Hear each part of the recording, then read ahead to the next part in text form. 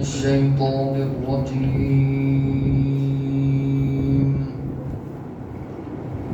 بسم الله الرحمن الرحيم.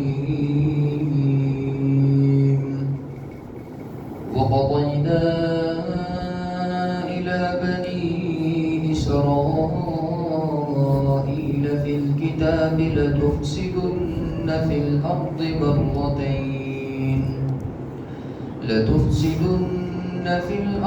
مرتين ولتعلن علوا كبيرا فإذا جاء وعد أولاهما بعثنا عليكم عبادا لنا أولي بأس شديد فجاسوا خلال الديار وكان وعدا مفعولا ثم رددنا لكم الكرة عليهم وأمددناكم بأموال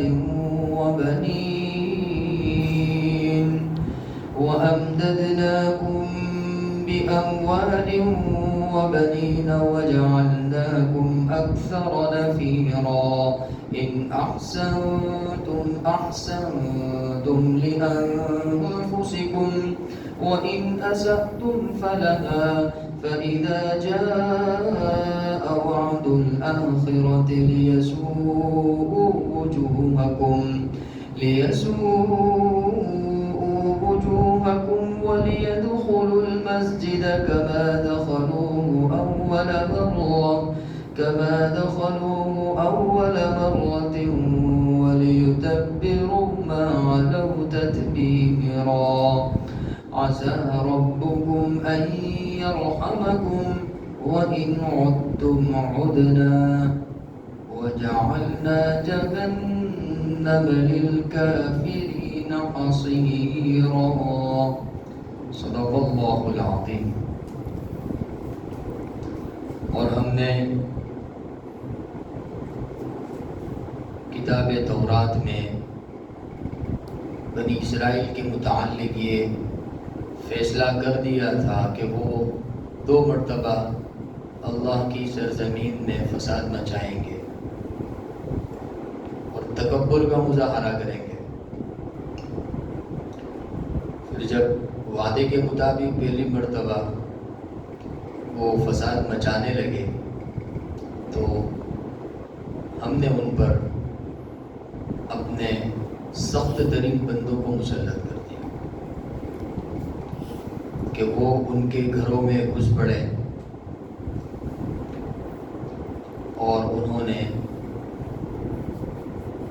بہت زیادہ ان کو نقصان پہنچایا. اور یہ اللہ رب العزت کا وعدہ ہے وہ تو پورا ہو کر رہے گا. پھر جب دوسری مرتبہ انہوں نے شرارت کی یا وہ شرارت کریں گے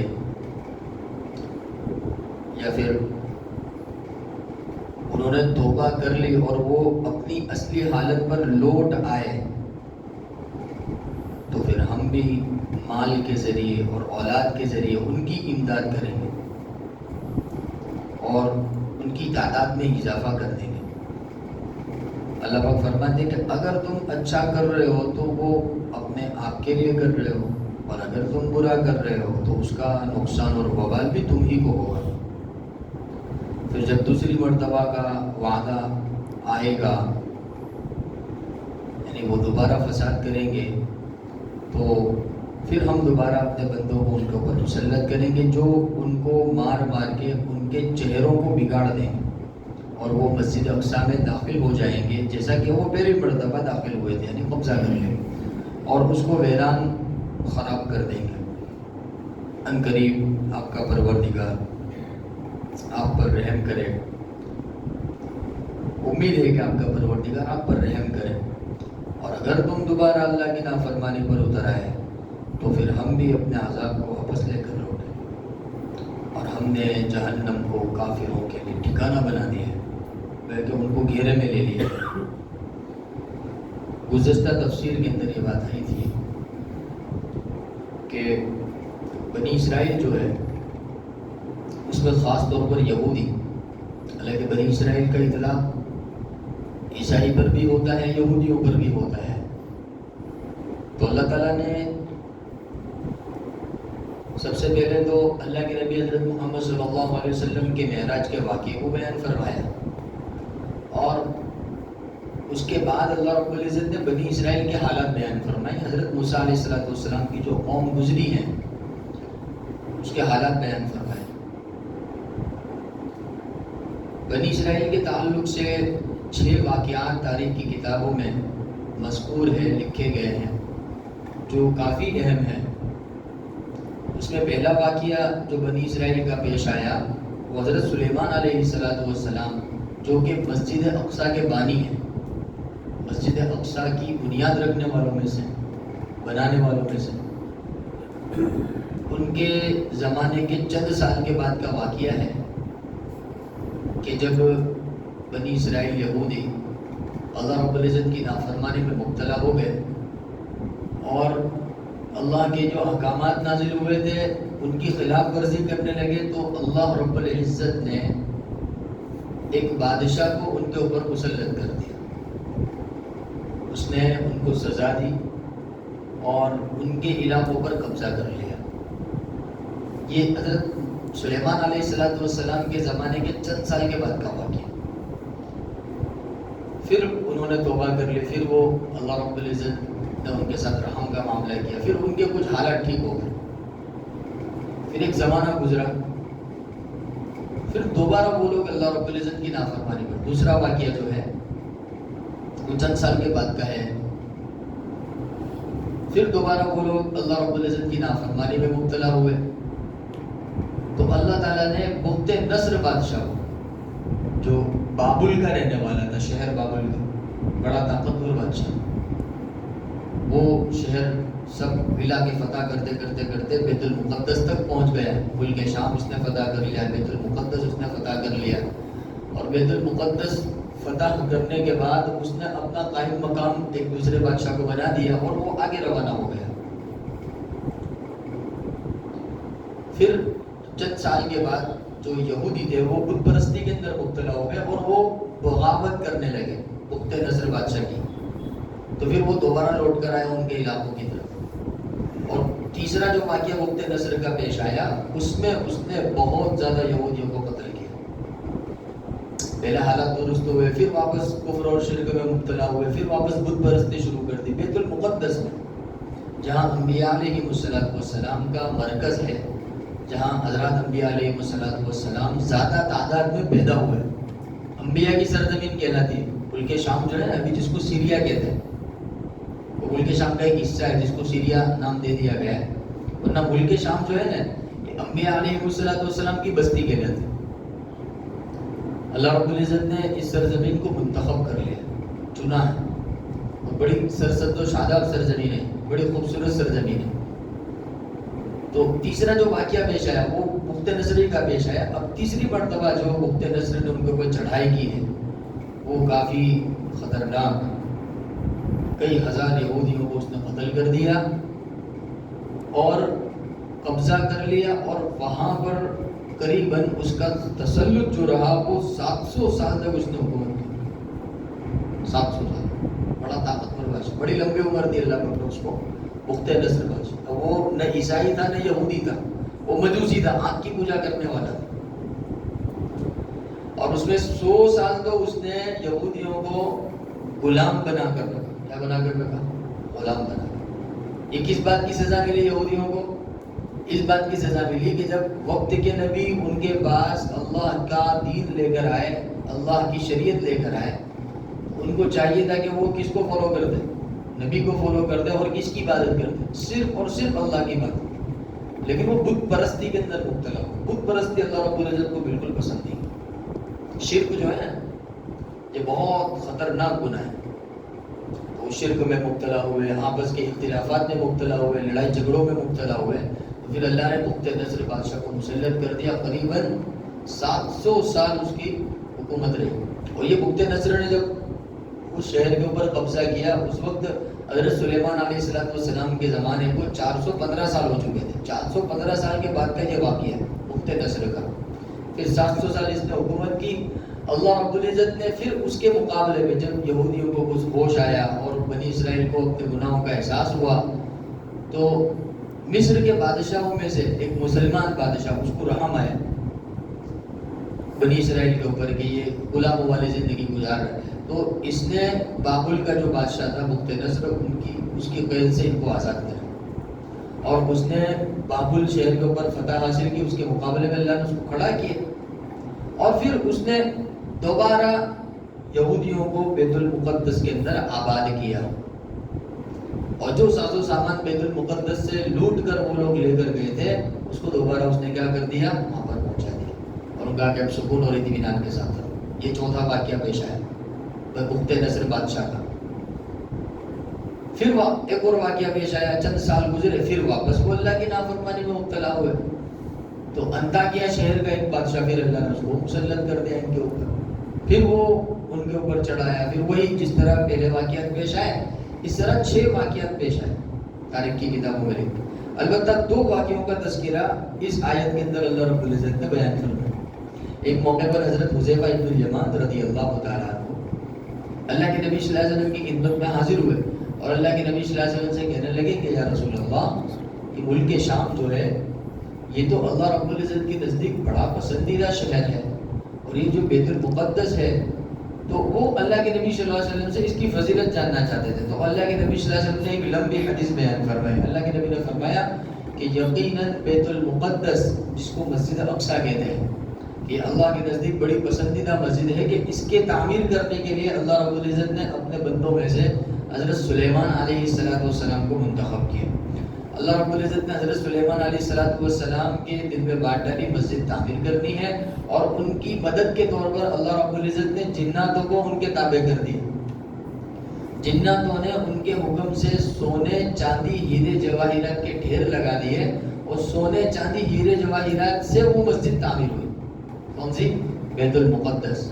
اور اس کے اندر بہت خوبصورتی کے ساتھ اس کو تعمیر، اس لیے اس کو کہا جاتا ہے کہ یہ جناتوں کی تعمیر کی ہوئی مسجد تھی اس وقت۔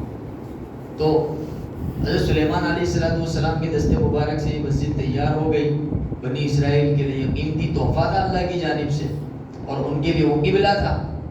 لیکن جب حضرت سلیمان علیہ السلام دنیا سے رخصت ہو گئے تو ان کی جو یہ قوم تھی بنی اسرائیل، یہ اللہ رب العزت کی نافرمانی میں مبتلا ہو گئی، بت پرستی کے اندر مبتلا ہو گئی، آپس کے اختلافات کے اندر مبتلا ہو گئی اور اللہ نے جو نعمت ان کو دی تھی اس نعمت کی انہوں نے قدر نہیں کی۔ تو اللہ رب العزت نے اپنے بندوں میں سے بخت نصر بادشاہ کو ان کے اوپر کیا کر دیا؟ مسلط کر دیا۔ اور بخت نصر بادشاہ اس وقت وہاں 7 سال رہا بیت المقدس میں اور اس نے اتنا خون بہایا، یہودیوں کا اتنا خون بہایا، ایسا لگنے لگا تھا کہ روئے زمین پر کوئی یہودی باقی نہیں ہے۔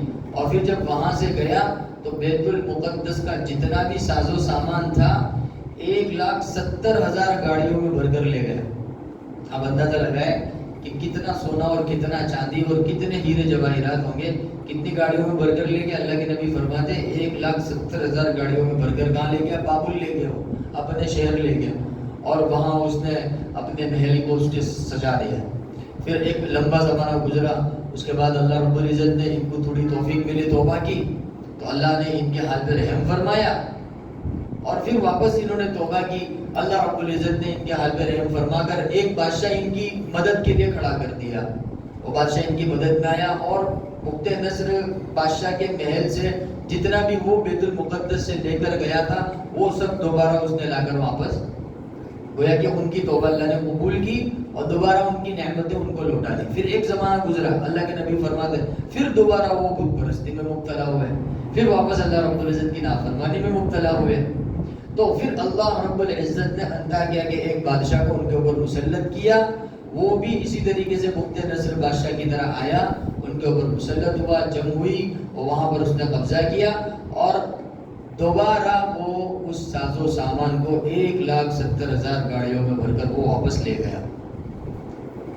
ملک روم کا بادشاہ تھا، فارس کا بادشاہ تھا، وہ لے گیا اور اس نے اپنے یہاں رکھ دیا۔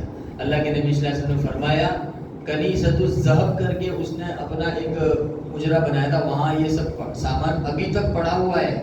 پھر اللہ کے نبی نے فرمایا کہ ایک زمانہ آئے گا حضرت امام مہدی رضی اللہ تعالیٰ عنہ ظاہر ہوں گے دجال کے مقابلے میں، پھر دوبارہ یہ علاقہ فتح ہوگا اور حضرت امام مہدی رضی اللہ تعالیٰ عنہ اس وقت 1,70,000 کشتیوں میں سوار کر کے وہ سب واپس لا کر کہاں رکھ دیں گے؟ بیت المقدس میں رکھ دیں گے۔ ابھی وہ سب کہاں پر ہے؟ کنیسۃ الذہب میں ہے۔ یہ روایتیں تفسیر قرطبی وغیرہ کے اندر مذکور ہیں۔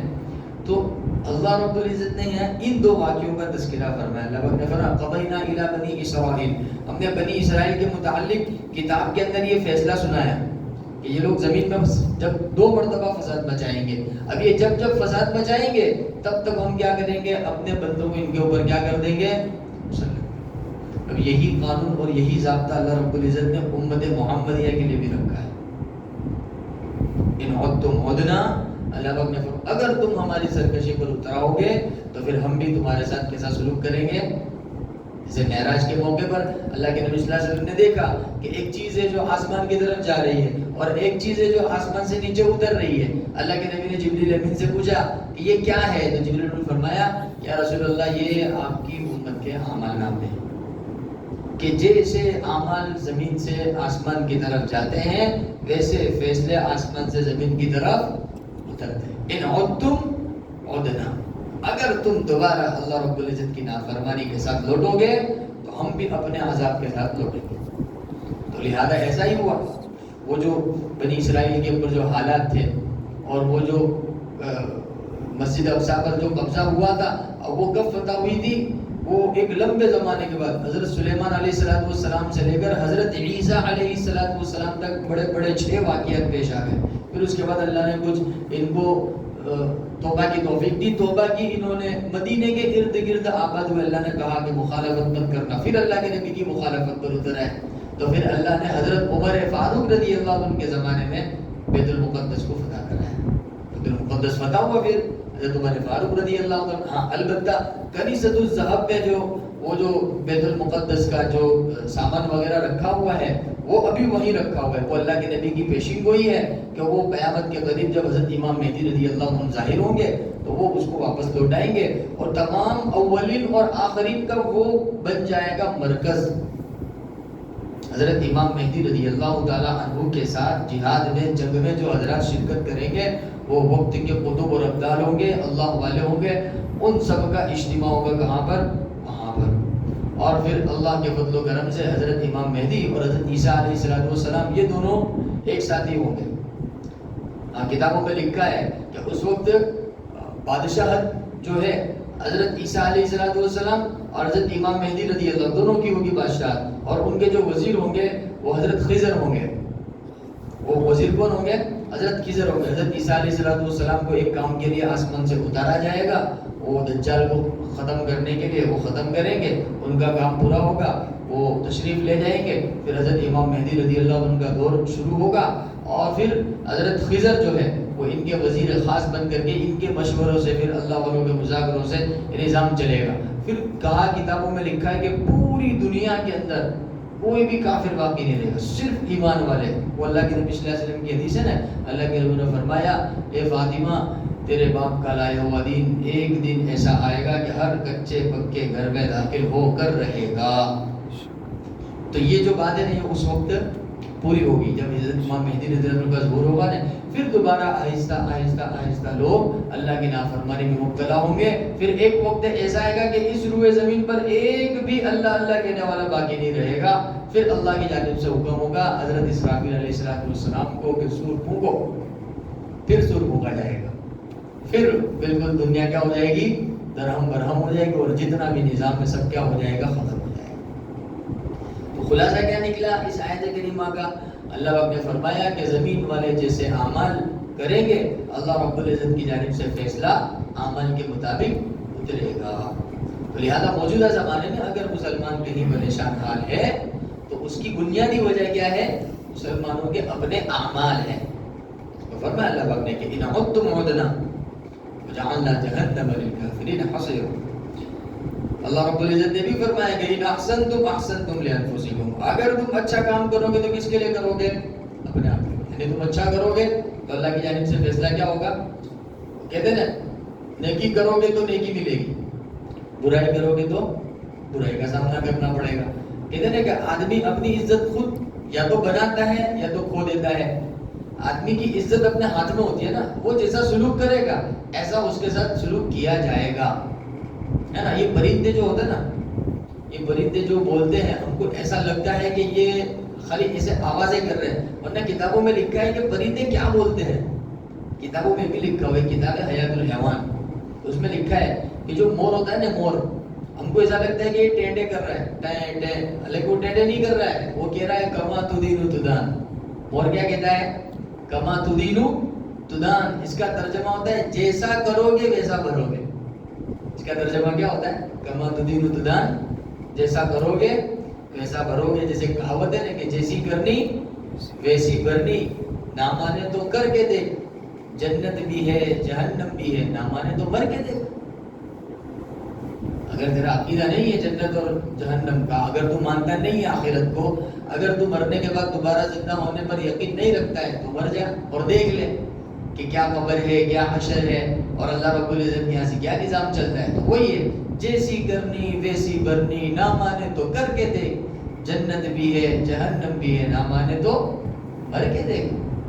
تو اللہ رب العزت کا ایک نظام ہے.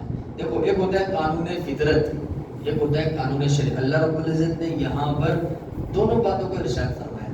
قانون شریعت کہ اگر تم نے ہمارے احکامات کی خلاف ورزی کی تو پھر تم پر کیا آئے گا؟ عذاب آئے گا. قانون فطرت کہ جیسے تم اعمال کرو گے ایسا ہی تمہارے ساتھ سلوک کیا جائے گا. یہ قانون فطرت. اچھا, قانون فطرت جو ہوتا ہے نا, اس کی جو سزا ہوتی ہے وہ آن دا اسپاٹ ہوتی ہے, فوراً, حال پر, وہ ادھار نہیں ہوتا ہے. اس لیے حدیث اللہ کے نبی نے فرمایا اگر تم نے زنا کیا تو یاد رکھ کہ جس طرح تم نے کسی کی بہن یا کسی کی بیٹی کے ساتھ برا کام کیا ہے تو اس سے بھی بدلہ لیا جائے گا. اور سمجھ میں, اس کو کہتے ہیں قانون فطرت. اگر آدمی نے توبہ نہیں کی ہے اور ظلم کیا ہے اور کرتا ہی جا رہا ہے تو پھر اس کا بدلہ اس کو دنیا کے اندر ہی چکانا پڑے گا. یہ قانون فطرت. قانون شریعت, اس کا فیصلہ قیامت کے دن ہوگا. اس کا فیصلہ قیامت کے دن ہوگا. ہاں, دنیا کے اندر اس کا فیصلہ ہو سکتا ہے کب؟ جبکہ کیا ہو؟ اسلامی حکومت. جبکہ کیا ہو بھائی, ایک بندے سے گناہ ہو گیا, زنا ہو گیا, یا ایک بندے نے چوری کر لی, یا ایک بندے نے خیانت کر لی, تو اسلامی حکومت ہوگی تو وہ عدالت کے اندر قاضی کے سامنے, حاکم کے سامنے وہ معاملہ پیش ہوگا. پھر وہ شریعت کے حساب سے وہ قانون بتائے گا اور اس کی سزا متعین ہوگی. وہ اس کی سزا اس کو دنیا کے اندر مل گئی ہے جب اسلامی حکومت اور سلطنت ہو, خلافت ہو. یہ تب کی بات ہے. لیکن ہمارے زمانے میں تو ایسا نہیں ہے. تو لہٰذا ہمارے زمانے میں مسلمان جو پریشان حال ہے وہ قانون فطرت کی وجہ سے پریشان. فطری بات ہے. اللہ رب العزت نے فطرت کے اندر جو چیز رکھی ہے, اگر انسان اس کی خلاف کرنے جائے گا, شریعت کی خلاف ورزی جو ہے وہ پھر اس کو دنیا ہی کے اندر حالات کو کیا کرنا پڑے گا؟ برداشت کرنا پڑے گا. اللہ رب العزت یہ بات ارشاد فرمانا چاہتے ہیں کہ فَإِذَا جَاءَ وَعْدُ أُولَاهُمَا بَعَثْنَا عَلَيْكُمْ عِبَادًا لَنَا أُولِي بَأْسٍ. ہم اپنے سخت ترین بندوں کو ان کے اوپر مسلط کر دیں گے. اللہ پاک فرماتا. تو اب بتاؤ, موجودہ زمانے میں مسلمانوں پر اللہ نے مسلطی تو کر دی ہے, اور یہ تو کچھ بھی نہیں ہے. وہ بخت نصر بادشاہ کے مقابلے میں کچھ بھی نہیں ہے. بخت نصر بادشاہ نے تو کیا کیا تھا؟ 700 سال حکومت کی ہے اور 40,000 سے زیادہ ایک وقت میں یہودیوں کو قتل کر دیا. اور اس کے اندر کئی انبیاء علیہ السلام کی اولاد ہے. ہمارا اور آپ کا تو شمار ہی کیا ہے. جن کو بخت نصر بادشاہ نے قتل کیا نا, وہ کون تھے؟ انبیاء کی اولاد تھی. کس کی اولاد تھی؟ نبی کی اولاد. جب وہ اللہ کی نافرمانی میں مبتلا ہوئے, جب وہ بت پرستی اور شرک میں مبتلا ہوئے, اللہ نے ان پر مسلط کر دیا. تو میرے عزیزوں, دوستوں, بزرگوں, ہم کون سی کھیت کی مولی, کیا حیثیت ہے ہماری؟ اگر ہم بھی اللہ کی نافرمانی میں مبتلا ہوئے, اور اجتماعی طور پر دیکھو, آدمی کا ایک انفرادی عمل ہوتا ہے, بھائی انفرادی طور پر اکیلے میں اس سے غلطی ہو گئی, اس سے ایک الگ بات ہے. لیکن اجتماعی طور پر ایک ایسا گناہ جس میں سب مسلمان شریک ہے, احمد آباد والے, گجرات والے, مہاراشٹر والے, ہندوستان والے, فلاں ملک والے, فلاں ملک والے, سبھی یہ کام کر رہے ہیں, سبھی اللہ کی نافرمانی کر رہے ہیں, یہ اجتماعی طور پر. تو پھر حالت بھی کیسے آئیں گے؟ اجتماعی حالات آئیں گے. اب دیکھو حالات آ رہے ہیں. اب دیکھو ہندوستان میں جگہ جگہ سے خبریں آ رہی ہیں, یہ موب لنچنگ ہو رہی ہے, یا یہ ہے کہ کسی کی عزت پہ ہاتھ ڈالا جا رہا ہے, یا کسی کو لوٹ لیا جا رہا ہے, یا کسی کے قتل کی سازش ہو رہی ہے.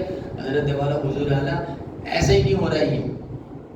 ایسے ہوتا، ایسا نہیں ہوتا ہے کہ ایک بندہ اللہ کو ماننے والا ہو اور اللہ رب العزت اس کے اوپر کسی ظالم کو مسلط کر دے. کتابوں میں لکھا ہے اللہ تو 70 ماؤں سے زیادہ محبت کرنے والا ہے، اللہ تو غفور ہے، اللہ تو رحیم ہے، اللہ تو وہاب ہے، اللہ تو تواب ہے. تو ایک طرف تو اللہ رب العزت کی یہ صفت ہے، دوسری طرف مسلمان پریشان حال ہے. حالانکہ مسلمان کون ہے؟ اللہ کو ماننے والے ہیں. تو کمی کہاں ہوئی؟ پتہ چلا کہ مسلمانوں کو جو اعمال دیے گئے تھے وہ اعمال پر مسلمان قائم. مثال کے طور پر ایک ادنا ایک عمل ہے، فجر کی نماز کو لے لو. آپ کس کو لے لو؟ فجر کی نماز کو. بہت چھوٹی چھوٹی چیزوں کی بات نہیں ہے، بہت باریک باریک عمل کی موٹا سا عمل ہے.